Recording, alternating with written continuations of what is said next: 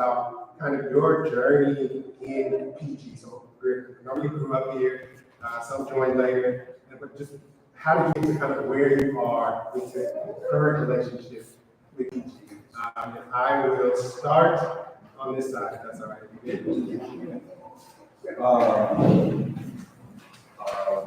Amongst my peers, right, my peers,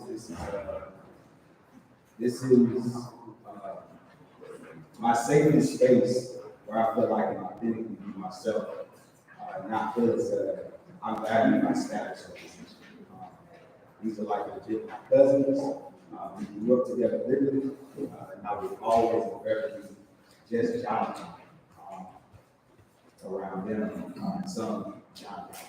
So like, I always felt like that home.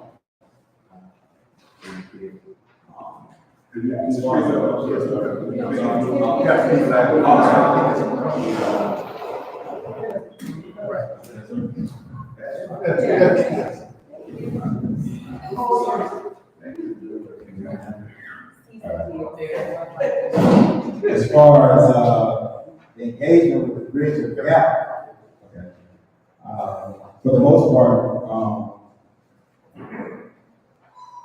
I feel encouraged, I'm genuine, unconditional, and supported, and I get a sense of pride from my aunts and uncles of the church, just from the growth and maturation of Jonathan over the years. However, they've always been that way, right? So,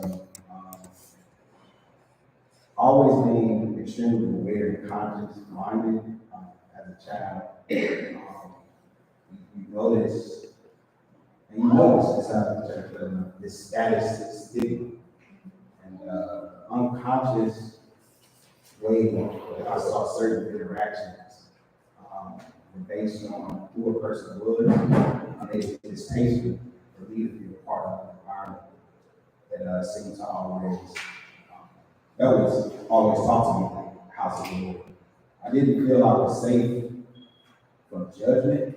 I didn't feel it was a place to come as I was getting closer to God, because there was so much self-righteousness and personal views in adaptation to the evolution on how we are saving souls, and the perpetuation that only a certain type of person was had value to what the church had to offer because of who they currently are opposing to.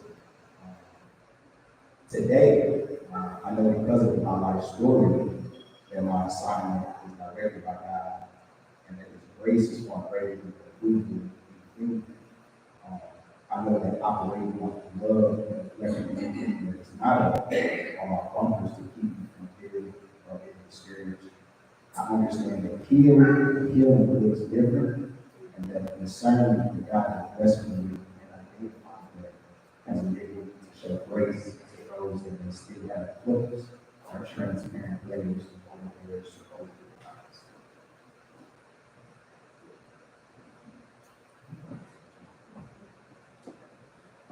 I was born and raised in Pleasant Green, and I was a very active young person in the church. If there was a committee or ad hoc or grouping of any kind, I was a member of it. I was in the choir, I was running the orchestra of sorts. I was on the usher board, and participated in the young adult ministry that was started on the scene. And I was a active member, and as far as attendance and tithing until I was married. And then when I married in 2015, I left Pleasant Green with my husband to find the church that we wanted to build with. Pleasant Green is and will always be home for me. It's a cheers to a certain point. Everyone knows my name. But to that detriment, I also feel like people know me as being the daughter of, and not the woman that I have become. And so, being able to show you how I became this, I guess, revered person out in the world, but then having to revert back to being the 6-year-old Erica in PG just did not work for me. And so you will catch me on Mother's Day, asking the question your mother. But outside of that, I have not had an inkling to make PG my home for a number of different reasons. But that is basically how I got to where I am.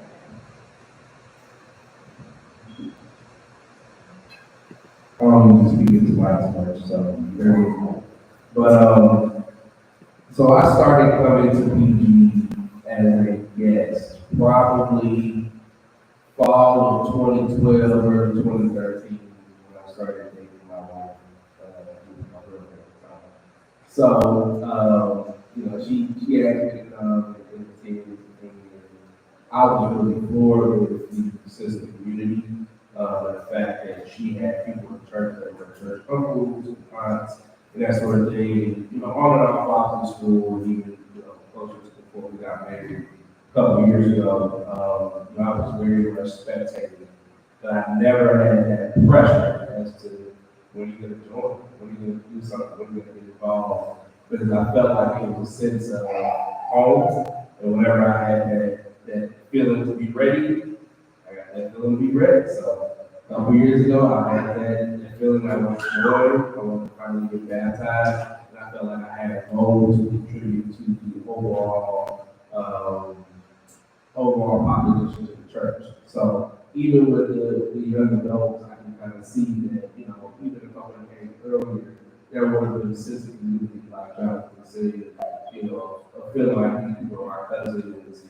I've known them the whole time, even, Evan, to an extent, reason, the time that I met him, feeling like that's been a cousin since then. So, I know my story has been a little different, but, the reason that I'm still here is because I feel like I have a purpose to help change and help strive forward, and not just sit on my hands and do nothing, but obviously the reason why we're here is to help push you.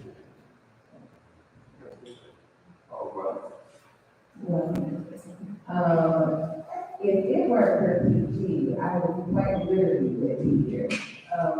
My parents met in the young fire, and I am a product of PG. And I serve young adults finding community at PG. I, like Erica, grew up extremely involved. I was the one making my family up to come from a family down the highway. And we had to get to church because this was my birthplace. This was where my friends were. Truthfully, it was the one week I got to do the black folk. I didn't have that all the time. So I found joy so much in coming to church. And like Jonathan said, this is my family. You can't tell me that these are my aunts and uncles. When people ask me, who is that to you? Oh, that's my cousin. That's my aunt. That's my uncle. And growing up and being in professional settings and having to be weird about it in very professional meetings, Mr. not fully knowing how to turn that off because it's so much of who I am and who you all are to me.